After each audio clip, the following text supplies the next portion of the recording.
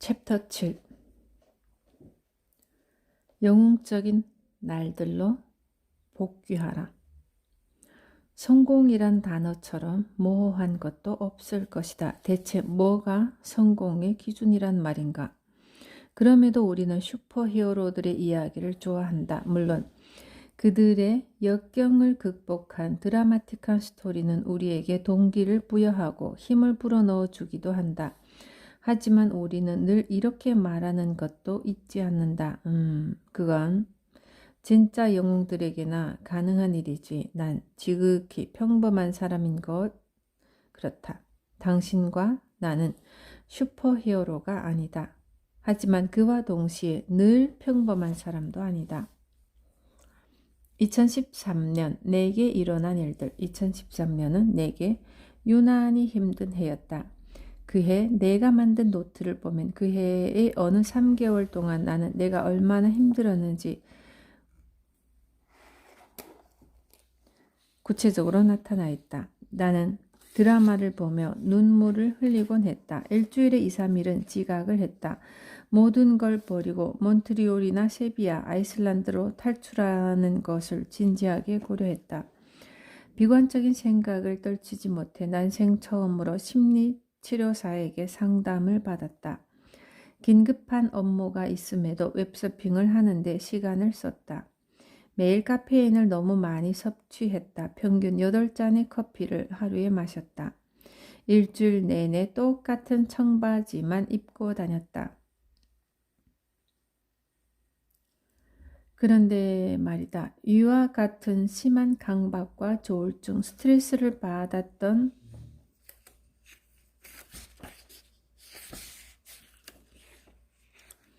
이 3개월의 마지막 8주 동안 나는 또 다른 노트에 다음과 같은 기록을 남기고 있었다.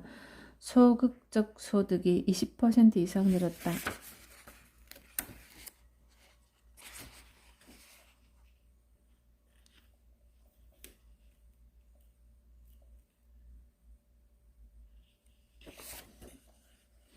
꿈꾸던 집을 장만했다. 매일 아침 20분씩 하루도 빠지지 않고 명상을 했다. 이렇게 꾸준히 할 수 있었던 건 처음이었다.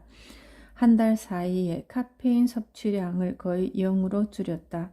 불우아동을 돕는 자선기금 캠페인을 통해 10만 달러를 모았다.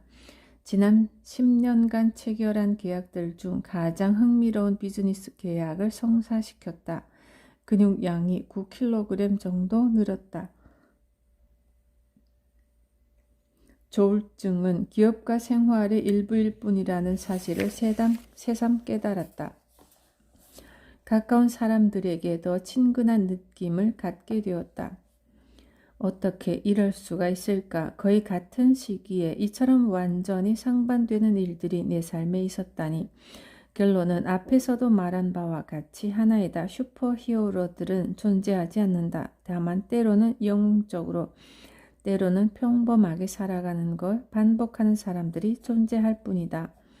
내가 만난 타이탄들은 대부분 다양한 자멸적 습관과 혼잣말을 중얼거리는 버릇을 갖고 있었다. 그럼에도 그들은 기어이 대단한 일을 해내는 신경질적인 존재였다. 마크 앤드리슨과 에어비앤비의 CEO 브라이언 체스키는 내게 1995년 스티브 잡스가 했던 말을 들려주곤 한다. 아직 큰 성과를 거두기 전인 넥스트에서 일하던 시절 잡스는 한 인터뷰에서 이렇게 말했다. 단순한 사실 한 가지만 깨달으면 인생의 폭이 훨씬 넓어질 수 있다. 그건 바로 우리가 일상이라고 부르는 것 모두 우리보다 별로 똑똑할 것 없는 사람들이 만들어낸 것이라는 사실이다. 그리고 우리는 그걸 바꾸거나 거기에 영향을 미치거나 자신만의 뭔가를 만들어 타인이 좀 더 지혜롭고 편하게 사용하도록 할 수 있다. 이 사실을 깨닫고 나면 다시는 세상이 예전 같지 않을 것이다.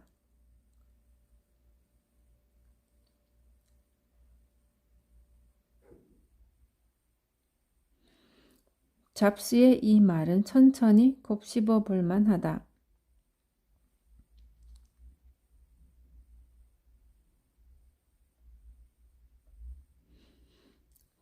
큰 성공을 거둔 사람들은 생각보다 뛰어난 사람들이 아니다. 그리고 꿈을 위해 노력하고 있는 당신과 나는 생각보다 뛰어난 사람들이다. 이걸 깨닫고 나면 다시는 세상이 예전 같지 않을 것이다.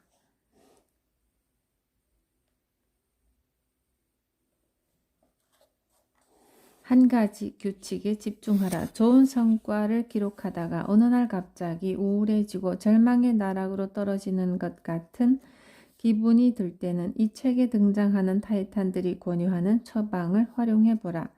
간단하다. 그들은 한 가지 규칙에 집중하라고 권장한다. 그날 가장 중요하게 생각되는 일 한 가지에 2~3시간을 집중하면 썩 괜찮은 하루를 살게 된다. 슬럼프 탈출에도 효과 만점이다. 주의할 것은 여기서 10분, 저기서 10분씩 조각조각을 모아 120에서 180분을 만들면 안 된다는 것이다. 오로지 한 가지에 집중할 수 있는 시간, 2~3시간을 확보하면 빠른 속도로 다른 성과를 내는 영웅적인 날들로 복귀할 수 있을 것이다. 2~3시간을 한 가지에 집중하면 반드시 그날 한 가지의 성과는 남길 수 있다고 타이탄들은 한 목소리로 말한다. 나는 최선의 노력을 했음에도 절망의 구덩이에 빠질 때마다 한 시대를 풍미한 작가 커트 보니것의 말을 떠올린다. 나는 글을 쓸 때마다 팔다리가 없는 상태에서 입에 크레용을 물고 있는 기분이 든다. 최고 중에서도 최고로 평가받는 사람들도 내가 만나보니 별것 없었다. 단 한 가지 규칙만을 배우면 충분하다. 그들을 키운 파랄은 이 한 가지였다. 성과를 내는 날은 그렇지 못한 날보다 많이 만들 것. 그러니 세상을 너무 과대평가할 것도 없고 자신을 과소평가할 일도 아니다. 우리는 생각보다 뛰어난 사람이다. 그리고 무엇보다 우리는 혼자가 아니다. 챕터 8. 눈에 잘 띄는 곳에 존재하라. 1947년 오스트리아에서 태어난 아널드 슈워제네거는 20살에 미스터 유니버스 타이틀을 획득한 최연소 보디빌더로 기록되었다. 1968년 미국으로 이민을 가 미스터 유니버스 타이틀 5개와 미스터 올림피아 타이틀 7개를 획득한 뒤 은퇴한 그는 영화 배우의 길로 나선다. 1982년 코난을 통해 영화에 데뷔한 그는 지금껏 전 세계적으로 30억 달러 이상의 수익을 올린 배우가 되었다. 나아가 2003년에서 2010년까지 캘리포니아 주지사로서 봉사했고 더 나은 세상을 만들기 위한 아이디어를 찾기 위해 다양한 계층의 리더들과 협업하고 있다. 나는 이기러 나간다. 아놀드는 언제나 자신감에 차 있는 사람이다. 19살 때 첫 보디빌딩 대회에 나가 우승한 직후 찍은 그의 사진을 보면 새파랗게 어린 나이임에도 자신감 하나만은 압도적으로 빛나고 있다. 그는 그런 도도한 자신감이 어디서 나오는지 묻는 내게 이렇게 답했다. 내 자신감은 비전에서 나온다. 자신이 도달하고자 하는 지점에 대한 명확한 청사진을 갖고 있는 사람은 극한 고통을 버텨낸다. 사소한 장애물 따위에 걸려 넘어지지 않는다. 내 비전은 이길 수 있다 였다. 나는 경쟁하러 경기에 나간 게 아니다. 이기러 나간 것이다. 그래서 나는 상대가 느끼는 가장 큰 고통보다 한 걸음 더 진한 극한점까지 가 있을 줄 알았다. 아놀드는 함께 대회에 출연한 경쟁자들에게 이런 말을 하고 다녔다. 뭐 하나 물어봅시다. 혹시 무릎 부상이나 뭐 그런 걸 당한 적 있나요? 그러면 경쟁자들은 어이가 없다는 듯 피식 웃었다. 아니요. 왜요? 난 무릎을 다친 적이 없는데. 아놀드가 다시 말했다. 아, 그렇군요. 대개 허벅지가 나보다 얇은 것 같아서요. 혹시 부상을 당해 제대로 훈련을 하지 못한 건 아닌가 싶었습니다. 실례했소. 아놀드의 갑작스런 방문을 받은 선수들은 계속 전신 거울 앞을 서성이며 자신의 허벅지 상태를 확인한다. 그러고는 결국 그에게 진다. 아놀드의 심리적 공격에 맥없이 무너진 것이다. 아놀드는 믿기 힘들겠지만 이런 방법을 쓰면 쉽게 경쟁자들을 떨쳐낼 수 있다고 강조한다. 상대를 넘어뜨리고 싶으면 이렇게 말하라. 최근에 몸이 좀 부은 것 같네요. 무슨 고민이 있어요? 지난주만큼 활력에 넘치는 것 같지는 않네요. 그러면 당신이 이길 확률은 엄청나게 커진다. 아놀드는 실력의 차이가 승리를 만드는 게 아니라고 설명한다. 치열한 경쟁 사회에서 실력의 우열은 큰 의미가 없다. 중요한 건 승리는 경쟁하러 나온 사람이 아니라 이기려고 나온 사람이 갖고 간다는 것이다. 사소한 것처럼 보이긴 하지만 아놀드의 심리 전술은 정말 일리가 있다. 버티는 자가 이긴다. 아놀드가 처음 할리우드에 발을 들여놓았을 때 제작자들은 그를 거들떠보지도 않았다.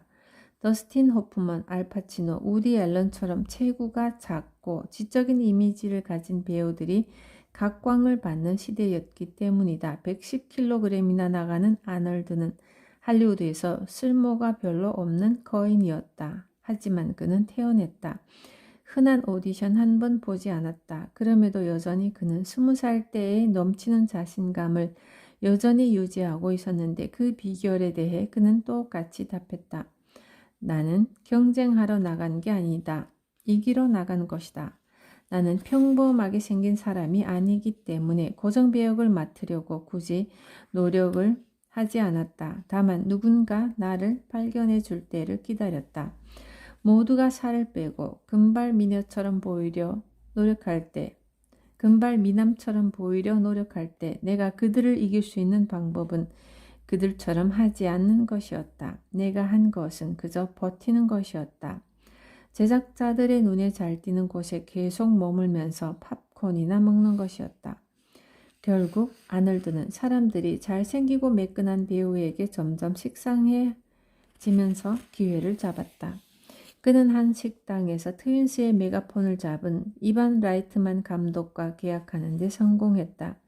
계약서는 냅킨 위에 작성되었고 출연료는 공짜였다. 대신 이익이 나면 러닝 개넌티를 받기로 했다. 코미디와 아놀드의 조합은 논리적으로 말이 안 됐지만 영화 팬들에게는 신선한 충격이었다.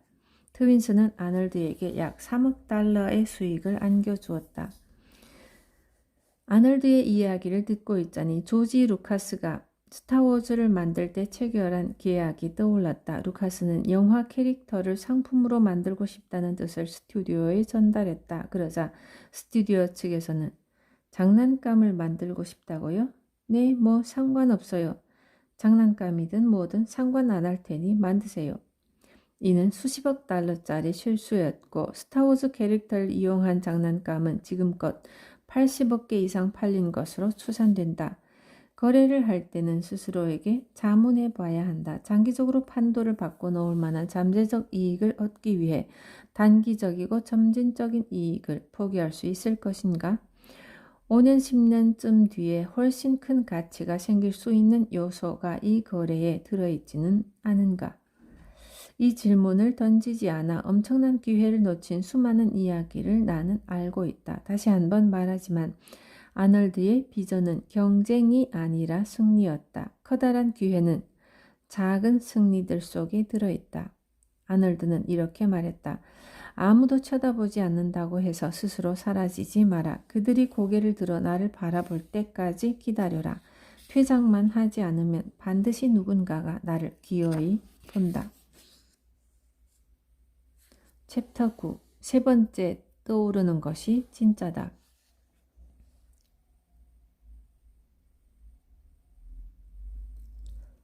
데릭 시버스는 성공을 꿈꾸는 사람들을 위한 최고의 교사이자 최고의 크리에이터이자 최고의 장난꾸러기이다. 1998년 데릭은 CD 베이비라는 온라인 음반 스토어를 만들었는데 15만 명의 음악가가 등록되어 연간 1억 달러의 매출을 올렸다. 2008년 데릭은 CD 베이비를 220억 달러에 매각한 뒤 그 수익금을 음악 교육을 위한 찬선단체에 기부했다. 그는 가장 인기 있는 테드 컨퍼런스의 강연자이자 우드 에그라는 자신의 회사를 통해 33권의 책을 펴낸 베스트셀러 작가이기도 하다. 세 번째, 떠오르는 것이 정답이다. 성공이라는 단어를 들으면 무엇이 떠오르느냐는 질문에 대릭은 이렇게 답했다. 세 번째, 떠오르는 게 정답이다. 어떤 질문에 가장 먼저 떠오른 대답은 별로 재미가 없다. 그냥 자동으로 튀어나오기 때문이다. 지금 머릿속에 떠오르는 첫 번째 그림은 모나리자, 천재의 이름을 한 명 댄다면 아인슈타인, 퍼뜩 생각나는 음악가는 모차르트. 이를 두고 경제학자 데니얼 카너먼은 즉각적이고 무의식적인 자동사고라고 불렀다. 그런데 우리가 주목해야 할 것은 자동사고가 아니다. 자동사고보다 느리지만 의식적이고 이성적인 사고가 있다. 대릭은 이 의도적 사고를 활용해야 새로운 것을 만들어낼 수 있다고 설명한다. 그는 이렇게 말했다. 성공하면 가장 떠오르는 사람이 아마 리처드 브랜슨이나 스티브 잡스일 것이다. 대부분의 사람이 이들을 떠올려 답을 할 때 잠시 숨을 고르며 세 번째 인물을 생각해보라. 좀 다르고 새로운 인물이 나타날 것이다. 할아버지나 아버지처럼. 교과서에는 실리지 않았지만 뭔가 가치 있는 삶을 살았던 인물이 떠오를 때 우리는 성공에 대해 더 근원적인 생각을 가질 수 있게 된다. 이게 아이디어의 진보이고 발전이다.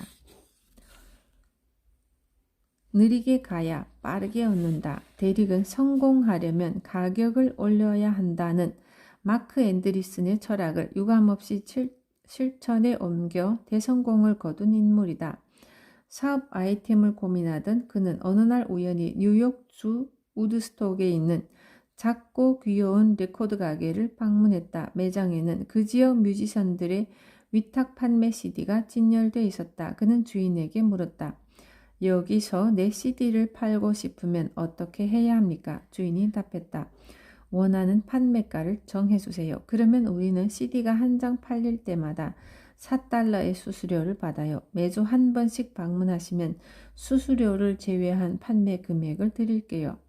그날 밤 대릭은 새롭게 웹사이트를 만들었고 이렇게 공지했다. 원하는 판매가만 지정하세요. 우리는 CD 한 장당 4달러의 수수료만 받고 나머지 금액은 매주 정산해 드리겠습니다.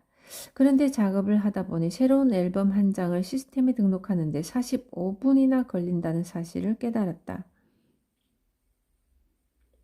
앨범 표지를 스캔하고 포토샵으로 작업해 필요 없는 부분을 잘라내고 뮤지션이 직접 쓴 앨범 소개문에 맞춤법 오류를 수정하는 등 생각지 못한 잡다한 일이 많았기 때문이다. 그는 천천히 생각하기 시작했다.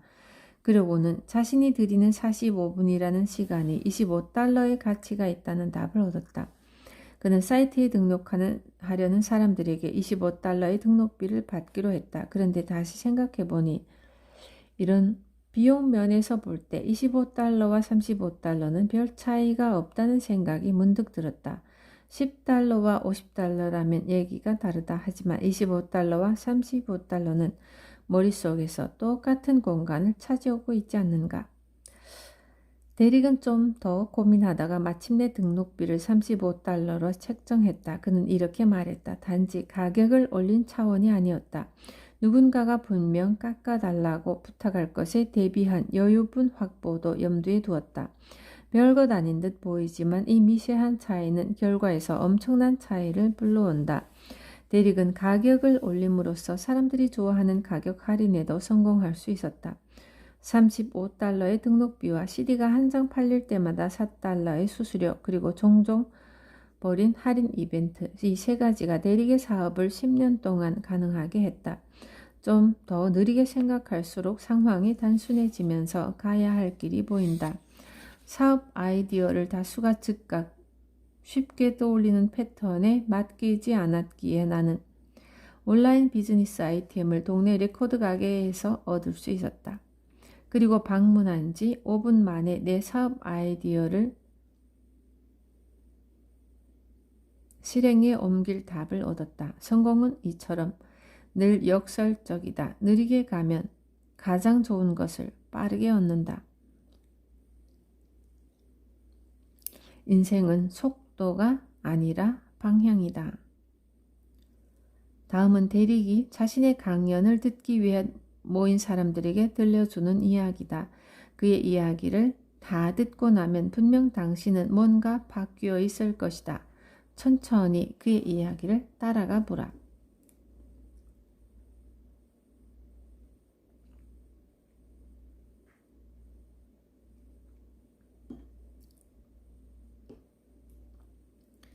산타모니카 해변 근처에 살 때 저는 한 친구 덕분에 자전거 타기에 푹 빠진 적이 있습니다. 당시 해변 옆으로는 아주 훌륭한 자전거 도로가 40km 가까이 뻗어 있었죠. 나는 그 도로에 접어들면 고개를 푹 숙이고 페달을 최대한 힘차게 밟으면서 새빨개진 얼굴로 씩씩거리며 달렸습니다. 그렇게 도로 끝까지 전속력으로 달렸다가 전속력으로 다시 돌아오는 게 제 운동 습관이었어요. 그때마다 타이머로 시간을 재면 늘 43분이 걸렸죠. 그런데 시간이 흐를수록 점점 자전거 도로를 달리고 싶다는 생각이 줄어들었어요. 전속력으로 달릴 생각을 할 때마다 고통스러운 느낌이 먼저 들었던 겁니다. 그래서 하루는 이렇게 생각했죠. 너무 빨리 달리지 말고 그렇다고 아주 느리게는 아니라도 그냥 좀 느긋하게 달려보자. 그날 똑같은 도로를 달리는 동안 몸을 똑바로 세우고 평소보다 주위를 더 많이 둘러보았다. 바다 쪽을 바라보니 돌고래들이 점프하는 모습이 보였죠. 반환점 부근에서는 펠리컨 한 마리가 제 머리 위를 날아다녔습니다. 위를 쳐다보며 와, 펠리컨이네? 라고 감탄하는 순간 그놈이 제 입에 똥을 싸더군요. 어쨌든 중요한 건 아주 멋진 시간을 보냈다는 겁니다. 정말 순수하게 즐거운 시간이었습니다. 얼굴이 벌겋게 달아오르지도 않았고 숨을 씩씩 몰아쉬지도 않았죠. 그리고 완전히 돌아가 자전거를 멈추고 평소처럼 타이머를 들여다보니 45분이 막 지나 있었습니다. 세상에. 어떻게 45분밖에 걸리지 않았을까요? 이건 정말 말도 안 됐어요. 하지만 사실이었습니다. 43분이 아니라 45분. 이 2분 차이에서 깨달음을 얻은 저는 인생에 접근하는 방식이 완전히 바뀌었습니다. 눈치채셨나요? 시뻘겋게 달아오른 얼굴과 숨막히는 고통과 스트레스는 제 삶에서 겨우 2분의 시간을 줄여주었을 뿐입니다. 극한의 노력이라고 생각했지만 결국 별것 아닌 헛된 노력이었죠. 우리는 살아가는 동안 온갖 군데서 돈을 최대한 짜내고 분초를 다투면서까지 시간을 빈틈없이 쓰려고 노력합니다. 하지만 우리에게 필요한 건 멈추는 것입니다. 내면에서 흘러나오는 으악하는 소리를 알아차려야 합니다. 그게 신호입니다. 내가 지금 무엇을 해야 할지 생각하지 마십시오.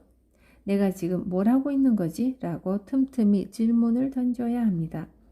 이상 신호를 감지하고 멈출 줄 아는 것, 그리고 좋은 신호를 얻기 위해 2분 정도 기다려줄 줄 아는 것, 그것이 곧 우리가 추구해야 할 성공입니다. 다음에 소개할 오토매틱사의 CEO 매트 뮬렌 웨그는 이렇게 말했다. 우리는 천천히 해도 충분하다. 우리가 저지른 실수들은 대부분 나태함 때문이 아니다. 야심과 욕심 때문이다. 그러니 명상을 하든 컴퓨터 모니터 앞에서 벗어나 나 자신을 위해 시간을 쓰든 아니면 지금 대화를 나누거나 함께 있는 사람에 집중하든지 하면서 속도를 늦춰야 한다. 챕터 10. 매일 손님을 맞이하라. 그리고 환대하라. 매트 뮬렌 웨그는 전 세계 인터넷 사이트 중 25%가 사용하는 오픈소스 콘텐츠 관리 시스템인 워드프레스를 개발한 인물이다. 어느 날 월스트리트 저널이나 포브스, 테드, 로이터 통신사의 웹사이트를 방문한 적이 있다면 그건 워드프레스가 실제로 사용되는 모습을 본 것이다.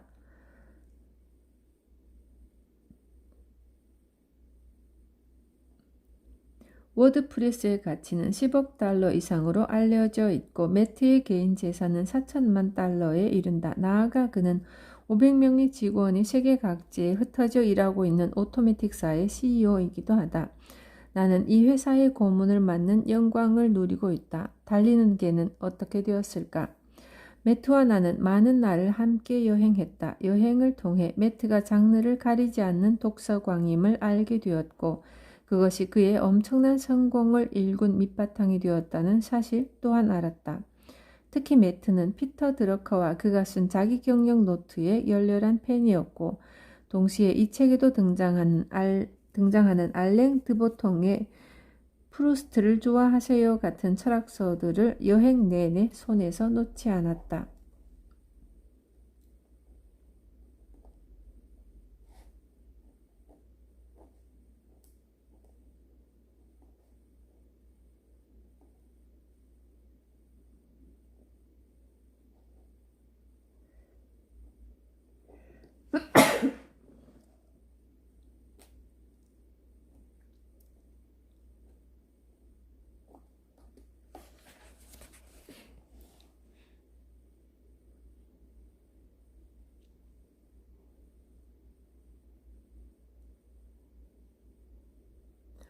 (2008년) 그리스로 향하는 비행기 안에서 내가 쓴 4시간 내 저작권을 침해하는 사람들 때문에 잔뜩 흥분하고 있었다. 그런데 매트가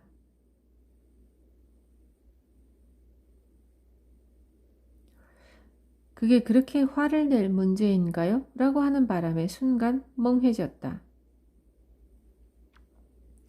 아니 이게 정녕 그토록 책을 좋아한다는 사람이 할 말인가? 매트가 담담한 어조로 덧붙였다. 팀, 화를 낸다고 해서 그 사람들이 당신의 정식 판본을 사지는 않을 거잖아요. 그러니까 그냥 무료로 광고 한 셈 쳐요. 아니면 그들을 수면 위로 끌어올리는 재미난 이벤트를 생각해 보든지요.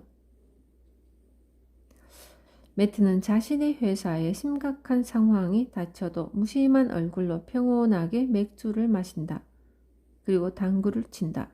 당구공을 포켓에 넣으며 그는 생각한다. 자, 이제 어떡하지? 오늘 일어난 이 일이 1년 후, 10년 후에 생각하면 어떤 의미일까? 화를 내고 속상해하는 것은 백해 무익이다.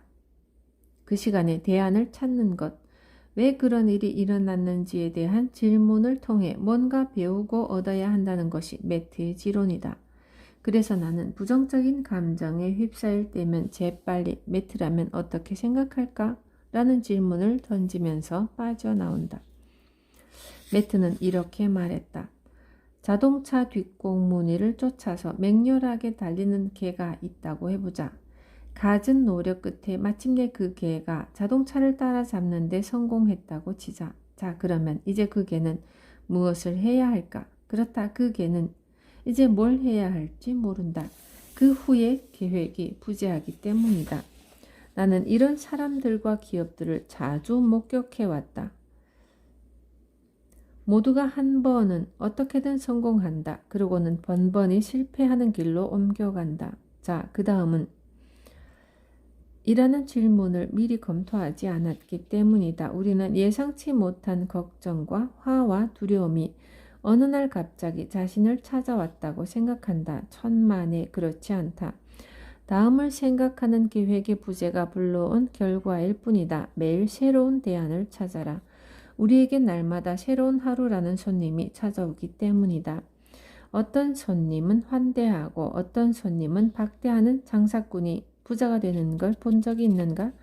우리에게 필요한 건 갑자기 진상으로 변한 손님에 대한 걱정과 불평, 두려움이 아니다. 모든 손님을 환대할 수 있는 계획이다.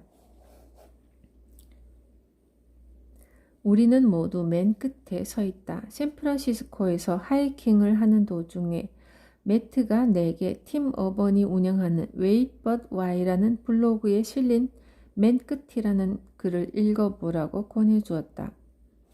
이 글은 숫자와 도표를 사용해 우리의 삶이 실제로 얼마나 짧은지를 잘 보여준다. 특히 다음에 인용한 글은 우리를 깊은 생각에 잠기게 한다.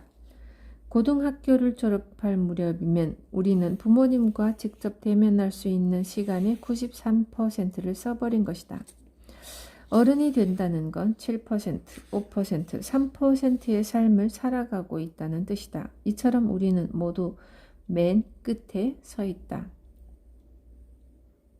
매트는 우리에게 묻는다. 남은 7% 가운데 당신은 몇 %를 화를 내고 걱정하고 좌절하는 데 사용하고 있는가? 현자와 부자로 만들어줄 도구들.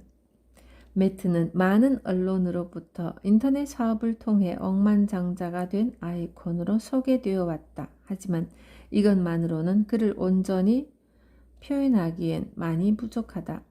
내가 만난 매트는 부자라기보다는 현자에 가까웠다. 매트는 가장 중요하게 여기는 습관들에 대해 묻는 내 질문에 1초의 망설임도 없이 매일 잠자리에 들기 전 하는 팔굽혀펴기 1회를 꼽았다. 그렇다. 딱 한 번이다. 그는 말한다. 아무리 늦게까지 일을 했더라도 또 세상이 아무리 어수선하더라도 팔굽혀펴기 한 번도 못할 만큼 힘들기는 불가능하다. 목표와 계획을 세울 때 가장 중요한 것은 변명의 여지를 없애는 것이다. 그래야 달성할 수 있다.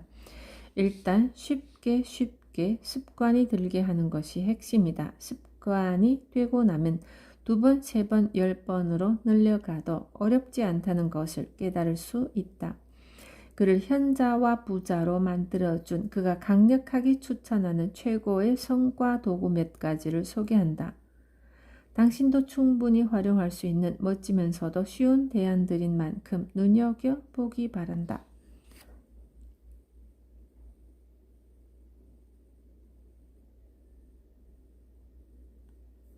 P2 이메일에 대한 P2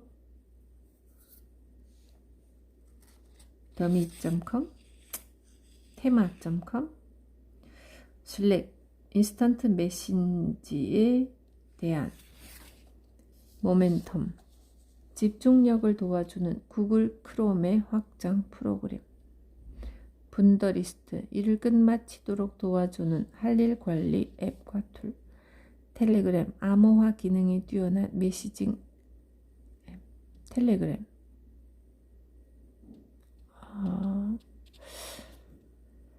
텔레그램은 가입을 한 것 같은데 캄 쉽게 명상을 접할 수 있는 탁월한 앱 글을 쓰는 사람이 미래를 얻는다. 오토매틱에 근무하는 직원은 500명이 넘는다. 그리고 그들은 전 세계 50개국에 흩어져 있다. 그들은 대면 회의나 화상전화 회의 따위는 거의 하지 않는다. 소위 본사의 개념도 없다.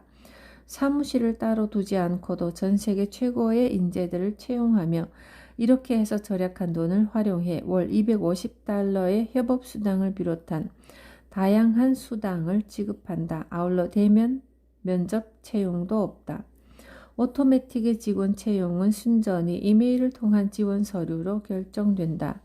어떻게 이런 시스템이 가능한가에 대한 질문에 매트는 이렇게 답했다. 이메일로 첨부된 서류, 양식, 글꼴 서체, 복사 기능 사용 여부 등을 꼼꼼히 확인한다. 하지만 당락을 결정하는 가장 중요한 기준은 글을 명확하게 쓸 줄 아느냐이다. 글의 명확성이 곧 사고의 명확성을 나타내는 지표라고 굳게 믿는다. 디지털 시대가 발전하면 할수록 글을 쓰는 사람이 기회를 얻게 될 것이다. 오늘날 큰 성공을 거두는 사람들 모두는 말하기와 글쓰기에 탁월한 실력을 갖추고 있음을 우리는 어렵지 않게 발견한다. 매트는 직접 글을 쓸 때에도 단어 선택과 어순, 어휘와 문법에 엄청난 관심을 집중한다. 앞에서도 말했듯이 우리는 부모님과도 직접 대면할 시간이 10%도 남지 않은 삶을 살고 있다. 하물며 가족이 아닌 사람과 대면할 시간이 얼마나 남아있겠는가. 이를 생각하면 오토매틱의 인재 채용 시스템을 어렵지 않게 이해할 수도 있다. 바야흐로 그 어느 때보다도 글로 사람들의 마음을 사로잡고 설득하고 변화시키는 시대가 왔다. 글을 잘 쓰는 사람이 미래를 얻게 될 것이라는 매트의 말에 나 또한 전적으로 동의하는 바다. 그는 마지막으로 덧붙인다. 코드 시인은, 즉 우아하고 시적인 스타일을 지닌 프로그래머들이 미래의 주인공이 될 것이다. 코드 시인. 우아하고 시적인 스타일을 지닌 프로그래머. 우아하고 시적인 스타일을 지닌 프로그래머들이 미래의 주인공이 될 것이다. 프로그래머.